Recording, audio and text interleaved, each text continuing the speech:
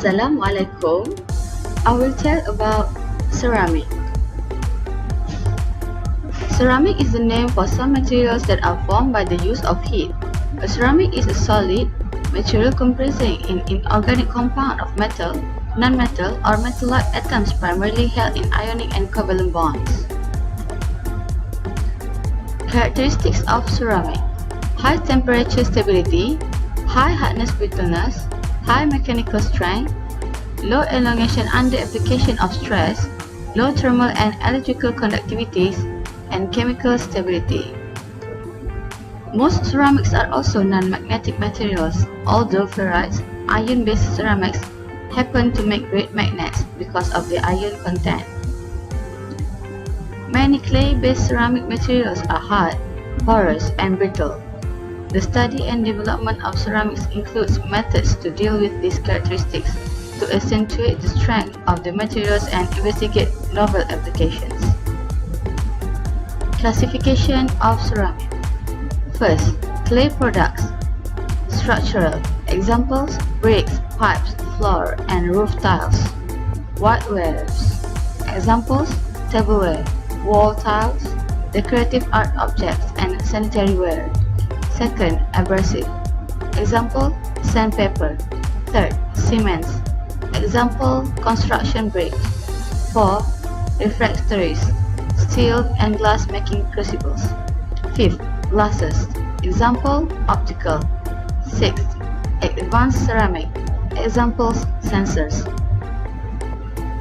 Technical ceramics is also known as engineering, advanced, special, and in Japan, fine ceramics. Such items include tiles used in the Space Shuttle program, gas burner nozzles, bulletproof vests, nuclear fuel uranium oxide pellets, biomedical implants, jet engine turbine blades, and missile nose cones. Frequently, the raw materials do not include clays. Example of use of ceramic in industry.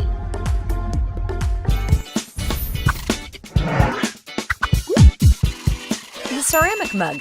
You use one every day. But how are they made?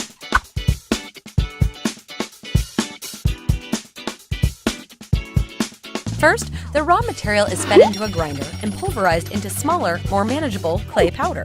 The clay powder is combined with quartz, feldspar, and water in a mixer for 15 hours. The refining process continues as the clay slurry is fed into the molding tubes and cast into long clay logs, which are cut into specific portions. The portioned clay discs are placed into a single-use mold and formed into the shape of your mug.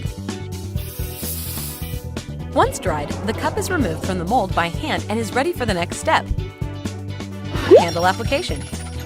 The mug handles have been created in a similar fashion to the body of the mug. Once they've dried and been released from their own molds, the handles are dipped in a mixture of clay and water called slip, which acts like a glue. It's time for some detail work. A technician carefully removes any excess clay or rough edges, rinses off any dust or debris, and gives the mug the perfect smooth finish. Now it's time for the mugs to obtain their color and trademark ceramic glaze. Some mugs are dipped into a single color glaze. The edges are padded and they're ready for the next step.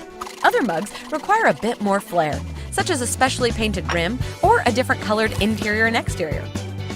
All of the mugs are hand-dipped and painted to ensure quality coating every time. The mugs are set aside for at least 12 hours in order for them to completely dry before moving on to the ovens. Now it's time to bake them, which will cause them to harden permanently. Rows and rows of mugs are placed onto a conveyor, which will carry them through the oven and out the other side. The standard oven temp is around 2,200 degrees Fahrenheit. Great news! Your mugs are now finished, and they look great! The shipping department wraps them in plastic, boxes them up, and ships them out to lucky customers all over the world. Some mugs will remain blank, and some will have a logo or text printed on them, transforming them into branding superstars. So the next time you're enjoying a cup of coffee, tea, or cocoa, take a minute to glance down and appreciate all the hard work and craftsmanship that went into your favorite mug.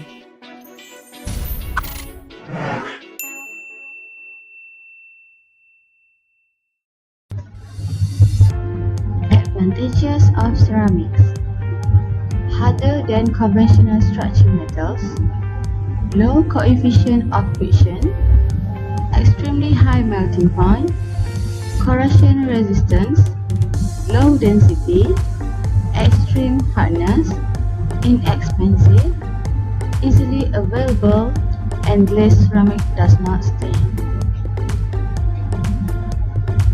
Disadvantages of ceramics: dimensional tolerances difficult to control during processing, weak in tension, poor shock resistance, can crack when hit with heavy items.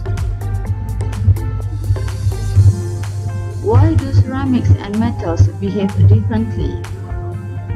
First, you can bend metals because the atoms inside them can slide past one another fairly easily.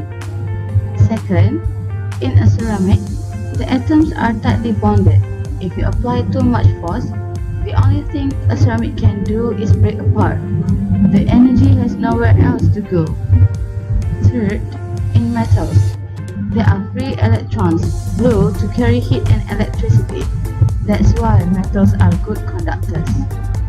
Fourth, in a ceramic, the electrons are all busy binding atoms together and they are non-spare for carrying electricity and heat. That's why ceramics tend to be good insulators.